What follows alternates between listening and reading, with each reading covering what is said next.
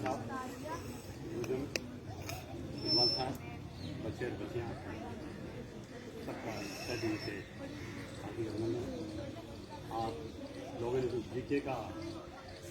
GK में आप लोगों ने नंबर लाए और ये बात महसूस की गई कि हमारी पाठशाला कमज़ोर नहीं है, स्कूल में अच्छे नंबर ला रही है। 30 में से 29 नंबर लाना बहुत बड़ा मायना है। इसका मतलब आप अपना भविष्य सुधार सकते हैं। जिस ढंग से आप चल रहे हैं ना, उस ढंग से ऐसा महसूस हो रहा है कि आप अपना भविष्य प्रगति की तरफ चल रहा है। और आप इस तरह चलते रहें तो आपको सर्विस मिलेगी और इज्जत मिलेगी और तालीम भी मिलेगी, इल्म भी मिलेगा और गांव का नाम रोशन भी होगा, गुरुजनों का होगा और हमारे पाठशाला का होगा। मैं चाहता हूं कि हमारे बच्चे जिस ढंग से आप मेहनत कर रहे हैं, इस ढंग से आप मेहनत करें तो हम सीना ठोक के कह सकते हैं गांवों में कहीं पे कि मेरी पाठशाला बहुत अच्छे नंबर पे है। उसके साथ साथ मैं जीके की तो तैयारी करने वाले मास्टरों को, अध्यापकों को बहुत बहुत धन्यवाद देता हूं कि जिन लोगों ने ये इतनी बड़ी मेहनत कराई। बच्चे मेहनत नहीं कर सकते, उनके गार्जियन, उनके अध्यापक और उनकी व्यवस्था बनाए रखने के लिए बच्चे तैयारी हो सकते, वरना तैयार नहीं हो सकते। इसलिए मैं पहले गुरुजनों को धन्यवाद देता हूं।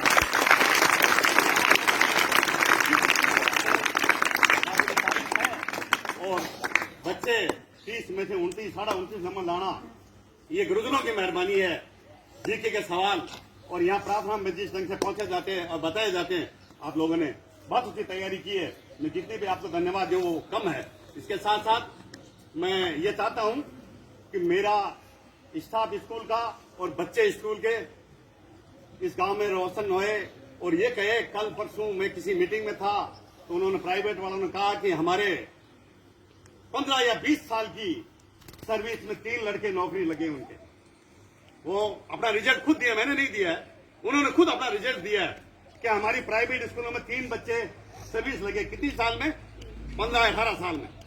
और मैं चाहता हूं कि मेरे बच्चे नेक्स्ट जो सीनियर पास करें वो आने वाले 10 बच्चे सर्विस लगे, ये रिकॉर्ड तोड़ दे आप, तो मैं आपको बहुत बहुत धन्यवाद दूंगा।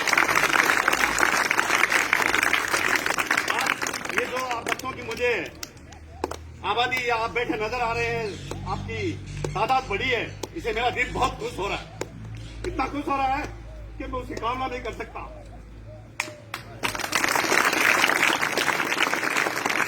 मैं स्कूल से गुजरता था, 2 बच्चों को शायद आती मुझे, तो मेरा भविष्य रोता कि मेरा स्कूल बंद नहीं होता है।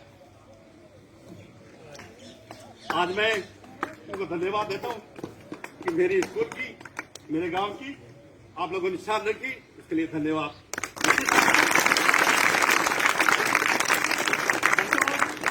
बार बार मौका नहीं मिलता है, जिंदगी में एक बार मौका मिलता है।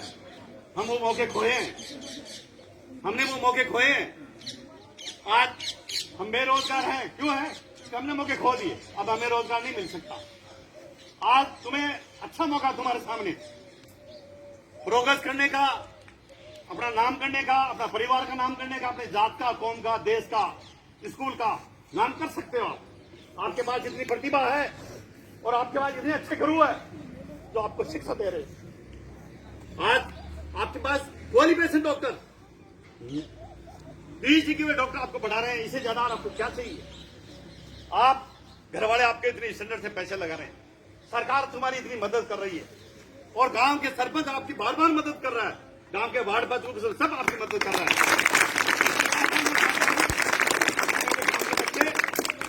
अच्छे स्थान पाए। इकबाल साहब ने अभी एक बात बताई, हर बच्चे में ये तय होनी चाहिए कि मेरा एक पर्सनल गेम हो, मेरा लाइफ का एक गेम हो। जरूरी नहीं फुटबॉल हो, क्रिकेट हो, एक गेम हो मेरा, चाहे एथलेटिक्स में हो, दौड़ में हो, कूद में हो, भाला फेंक में हो, तस्री में हो, डिस्क में हो, स्पेस में हो, वॉलीबॉल में हो। लड़का अपना एक गेम खेलेगा ना तो शरीर दुरुस्त रहेगा ना तो आप पढ़ेंगे, आपका विद्वान बन सकते हैं। जब तक आप मेहनत नहीं करोगे, आपका पसीना नहीं निकलेगा, तो जब तक आपका विकास ब्रेन का नहीं होगा। इसके साथ साथ जरूरी है कि आप पढ़ाई के साथ साथ व्यायाम भी करो। अगर स्कूल में नहीं टाइम मिले, आप रेस करो, नित्य 3 मिनट 4 मिनट दौड़ोगे आप अच्छी स्पीड से, तो आप स्कूल में आप अपना आप देखना कि मेरी पढ़ाई में कितना प्रोग्रेस हो रहा है। क्योंकि ब्रेन का बिल्कुल खून आपका सर्कुलर होकर साफ हो जाएगा, साफ होएगा तो आपका ब्रेन ज्यादा चलेगा। इसलिए हर बच्चा लड़की ये दिमाग में तय करे कि मेरा एक पर्सनल गेम होना चाहिए। अभी हमारे मुख्यमंत्री जी ने राजस्थान लेवल के गेम करवाए। मैं इस वीडियो टेलीविजन में देखा कि 60 साल के डोकरे और डोकरियां कबड्डी खेल रही थी। क्या खेल रही थी? कबड्डी खेल रही थी और इतनी जबरदस्त तरीके से खेल रही थी कि आप उनको देखोगे तो आप कुछ नहीं, आपके थोड़े चलते साथ। एक तो मेरी बात मान लेना कि चुटकी छोड़ देना, बीड़ी छोड़ देना। मैंने बीड़ी पी अभी 55 साल की उम्र के बाद। मैंने बीड़ी स्टार्ट की 55 साल के बाद। अच्छाई नहीं की है, बुराई की थी, और मैं 5 साल बाद उस बीड़ी को छोड़ दिया वापिस। उस बुराई को निकाल दिया तो आज भी चाहता है ना तो बुराई को छोड़ सकता है। ये प्रत्यक्ष और प्रमाण की जरूरत नहीं मेरे आपके सामने। दिन का 3 बंडल पीना शुरू कर दिया मैंने, दिन का 3 बंडल। और इनकी मेहरबानी है कि मैं जो बीड़ी छुड़ाई, ये तो नहीं तोड़े लेकिन मुझे छुड़ा दी, लेकिन मुझे बीड़ी छुड़ा दी। मैं इनको धन्यवाद देता हूँ कि बहुत बहुत शुक्रिया मेरे बुढ़ापे का, बहुत बड़ा इलाज किया है इन्होंने। तो मेरा कहना मतलब कि आप ये चीज कम से कम खाओ, कोशिश करो छोड़ने की। अगर आपको दुरुस्त रहना, मैं 55 साल तक नहीं खाया ना तो मैं दिन में 4 किलोमीटर 5 किलोमीटर चलता।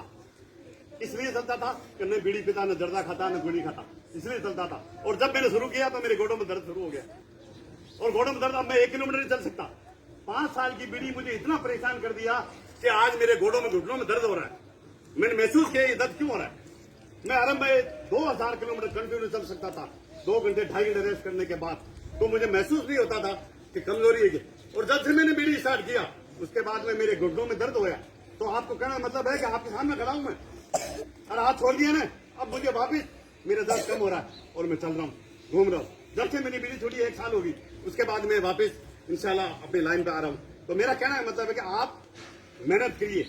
अगर हम 50-60 साल, मेरी 60 साल उम्र होने जा रही है और मैं ये कर सकता हूँ, बीड़ी छोड़ सकता हूँ और उसके बाद मेहनत कर रहा हूँ, तो आप मामूली सी बात, आपके तो मामूली सी बात है, कोई लंबी बात नहीं है।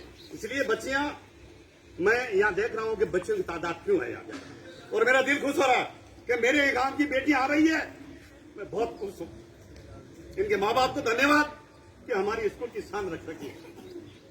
बच्चियां, आप इतना बड़ा नाम रोशन करो। जो लड़के प्राइवेट में पढ़ रहे हैं ना, जिनके 20-40 हजार तुम्हारे भाइयों पैसे लगा रहे और तुम्हारे नहीं लगा रहे, तुम उनका रिकॉर्ड तोड़ दो, मैं तुम्हें इनाम जो चाहे वो दूंगा।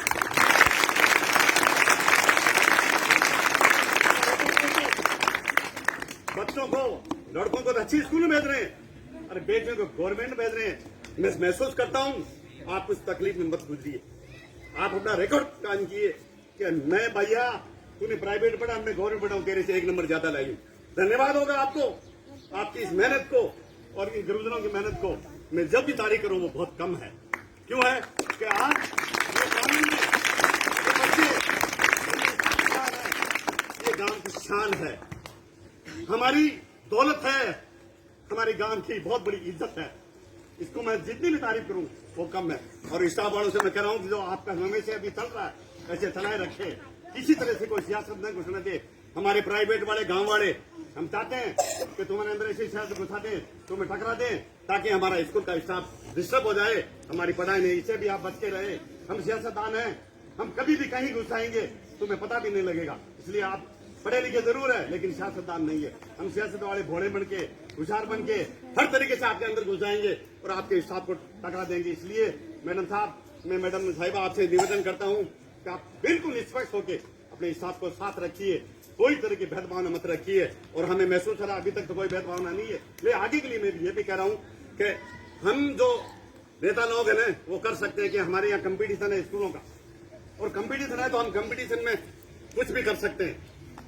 कंपटीशन में कुछ भी कर सकते हैं, हर बच्चा आधा नंबर से आगे निकल जाए। तो कंपटीशन, हम ये नहीं चाहते कि हमारी गवर्नमेंट स्कूल कुछ आगे जाए, लेकिन वो भी मेरी है। साथ कहने का मतलब है कि आपकी लंबी उम्र है, आप कुएं की सीख है, कभी भी पानी कुएं में खत्म नहीं होता, पानी सीख चलता रहता है और तालाब सूख जाता है। चौमासे में बारिश होती है, सावन में बढ़ जाता है और उसके बाद 2 महीने में वो सूख जाता है, लेकिन कुआं सूखता नहीं है, कभी भी कुआं सूखता नहीं है, वो सीख चलती रहती है। और आप सीख चलने वाले में है, और ये सीख मैं चाहता हूं कि मेरी सीख चलती रहे और अच्छे रहे। इसके साथ साथ मैं आपको धन्यवाद देता हूँ और मेरी वाणी को विराम देता हूँ। कहने में कोई गलती होगी उसके लिए मैं माफी चाहता हूँ।